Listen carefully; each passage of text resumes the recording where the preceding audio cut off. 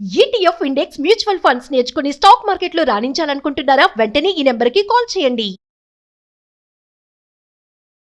Hi viewers, India's largest digital media network Suman టీవీకి స్వాగతం. ప్రస్తుతం మనతో ఉన్నారు motivational speaker and Kinnera welfare society founder Nagachandrika అమ్మ.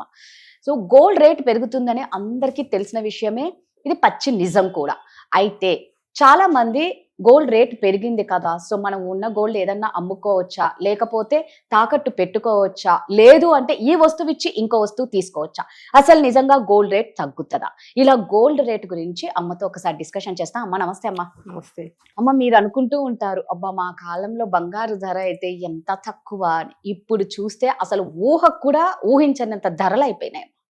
గోల్డ్ రేట్ అనేది పెరుగుతూనే ఉంది. ఎక్కడో ఒక చిన్న ఆశ అందరికి, తగ్గుతుందేమో అని. అవసరానికి అమ్ముకోనికి ఇప్పుడు సరైన టైం ఏమో, రేటు పెరిగింది కదా అని ఆలోచించే వాళ్ళు కూడా ఉంటారు. సో మీరు ఏమంటారు, గోల్డ్ రేట్ తగ్గుతుందా, ఊహించినంత తగ్గుతుందా? ఈ టైంలో ఏమన్నా వస్తువులు మనం అమ్ముకోవడం కరెక్టేనా? మనకు తెలుసు ఎంత ప్రతి ఒక్కరు బంగారు అంటే బంగారు, అవును, చాలా ఆశ. బంగారు చూస్తానే ఎవరికి, ముఖ్యంగా ఆడవాళ్ళకి ఫస్ట్.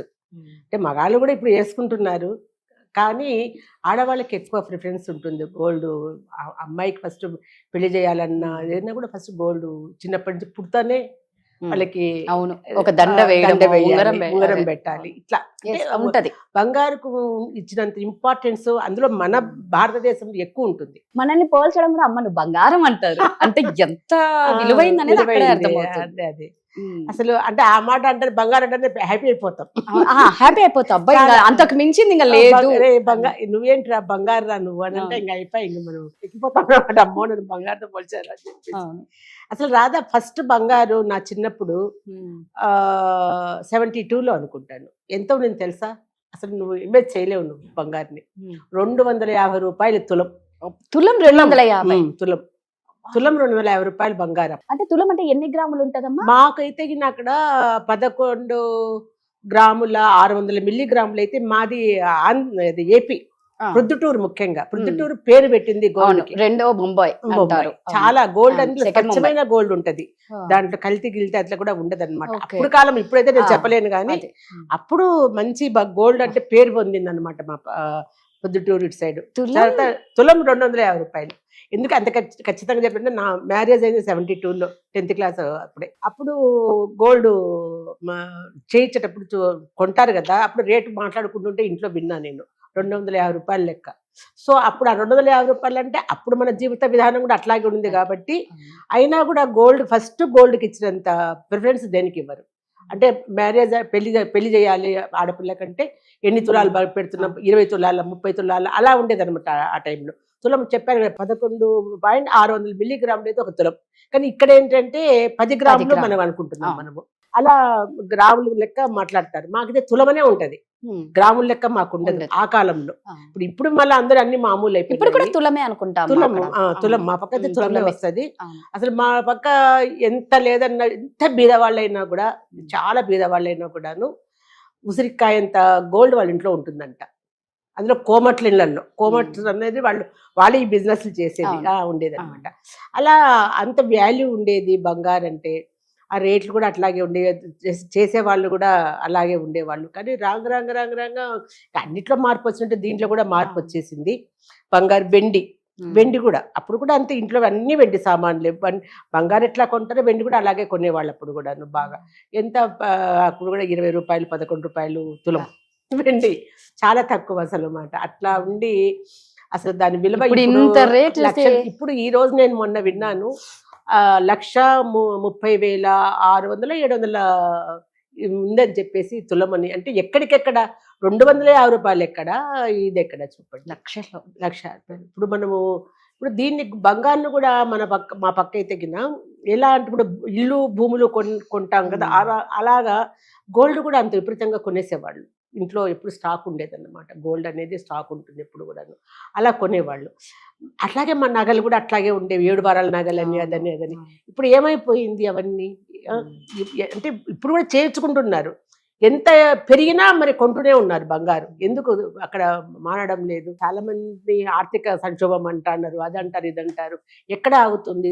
తులాలు బంగారు కొంటూనే ఉన్నారంటే బంగారుకి ఇచ్చినంత వాల్యూ దేనికి లేదు. భూమి వచ్చింది, భూమి బంగారు ఒక క్వశ్చన్ అడిగారు ఇప్పుడు నువ్వే ఏమని అంటే అమ్మ అమ్ముకోవచ్చా అని. అమ్మినాక మళ్ళీ కొండం అనేది చాలా కష్టం. ఇప్పుడు రేటు తగ్గినప్పుడు ఎక్కినప్పుడు మనము ఇంత రేటు ఉంది కదా, ₹1,00,000 పైన ఉంది కదా, బంగారం అమ్మేస్తాము, మన దగ్గర ఇప్పుడు ఉండేదని అనుకుని అమ్మేస్తాం మనం. మళ్ళీ తర్వాత ఏమవుతుంది, నెక్స్ట్ మళ్ళా ఒక 10 రోజులకే దాని ధర ఇంకా పెరిగిపోతుంది. అంటే ఇక్కడ మనం లాస్ అవుతున్నాం కదా. ఏదైనా అంతే, భూములైనా అంతే, బంగారైనా అంతే, ఇప్పుడు పెట్టుబడి పెట్టడం కానీ కొంతమంది ఏంటంటే ఇట్లా పెరిగినప్పుడు కొనటము, తర్వాత అమ్మేసుకోవడము, దాన్ని ఒక బిజినెస్ లాగా కూడా కొంతమంది దాని మీదనే ఉంటారు. కాబట్టి అది వాళ్ళు పర్వాలేదు. కాకపోతే కొన్న తర్వాత దాన్ని మనం జాగ్రత్తగా పెట్టుకోవాలి.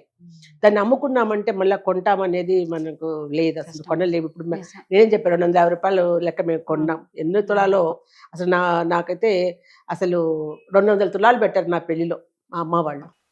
200 తులాలు అంటే ఇప్పుడు ఎంత చూడండి, ఎంత ఇప్పుడు పెట్టగలుగుతామా అంత, ఇంత పెరిగిపోయింది.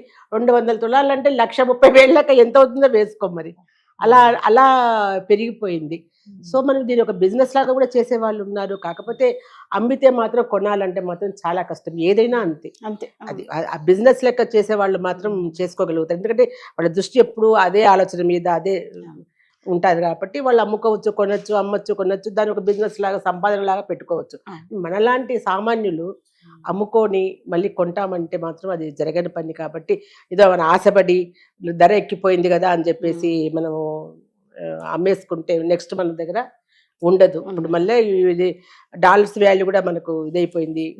సో అందుకే అందరూ బంగారం మీద పడిపోతున్నారు. ఇంకోటి కూడా విదేశాలలో మనము బంగారు చాలా ఉంది అని అంటున్నారు, కానీ ఎవరి మెళ్ళోళ్ళన్నా కనీసం సన్న గొలుసు తప్ప మనలాగా గోల్డ్ వేసుకునే వాళ్ళు ఎవరైనా చూసామా?